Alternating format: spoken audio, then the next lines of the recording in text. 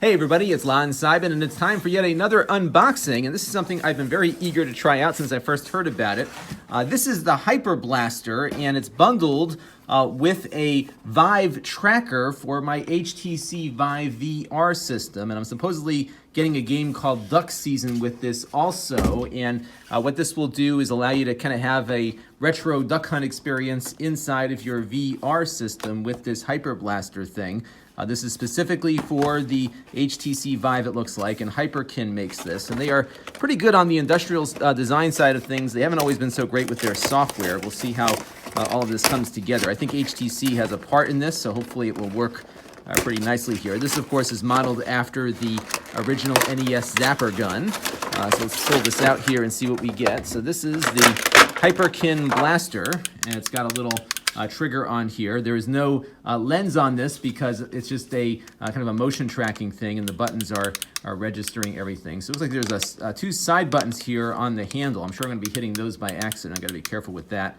Looks like there's a little dial over here. This must tighten up the tracker that goes on the top of it, and that is pretty much it. Doesn't feel too much like the original NES Zapper, although it looks like it. So that's the gun portion, and then over here is the little tracker that goes on top of this. And what this does is it kind of works the same way the hand controllers do, in that the light posts for the Vive system will reflect their little infrared or laser lights on this so it can track it in 3D space. So this is the tracker here, and those little divots there will reflect those lights coming in from the light posts that are part of that system. And then it looks like we just attach it to the top of this. I'm guessing there's got to be some way to charge all of this stuff, so I'll need to look into that. I think there's a USB port here, so there must be an internal battery on this. And it looks like I've got to turn this little screw here to get this down on top of the gun.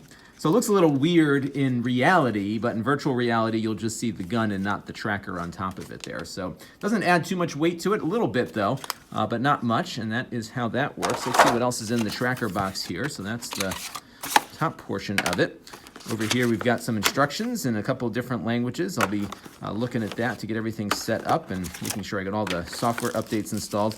There's a power adapter here for charging it. I'm guessing this is going to be just like a regular USB thing, and it sure is. That's what it looks like there. That's kind of bizarre. So it must be like a extension cable that you can run from your computer. So they don't give you an AC adapter. It looks like this is just like an extension for a regular USB connection here. Let's see what the cable is here.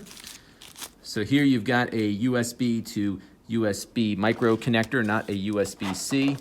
And this looks like some kind of dongle, I think. Let's see what this is. This must be the dongle for the gun itself. Let's get that undone here. So I wonder if I have to charge up both portions of this thing, or maybe it's transferring power from, yeah, it must be transferring power from the tracker itself, because I'm not seeing any place to charge the gun.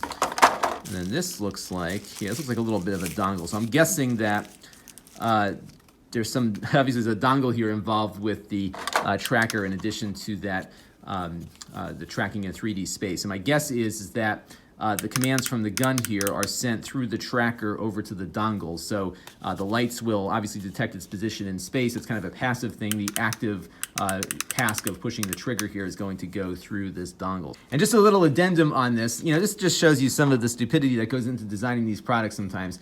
There is obviously that USB connector here on the front, but it is impossible to charge it while it's connected to the gun. So you have to go through this whole process of disconnecting the top of this to get the device here to charge. It's kind of crazy, but that's the nature of the beast here. You think they would have thought about that when they made this product here. So we're going to charge this up and hopefully give this a shot in a couple of days soon on the main channel, so stay tuned. This channel is brought to you by the Lon.TV supporters, including gold level supporters, the Black Eyed and Blues Music Hour podcast, Chris Allegretta, and Kalyan Kumar. If you want to help the channel, you can by contributing as little as $1 a month.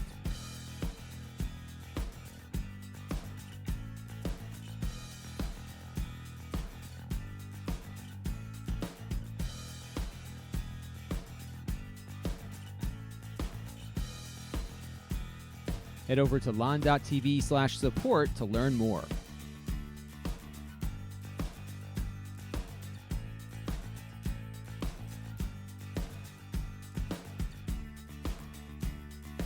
And And don't forget to subscribe. Visit lon.tv/s.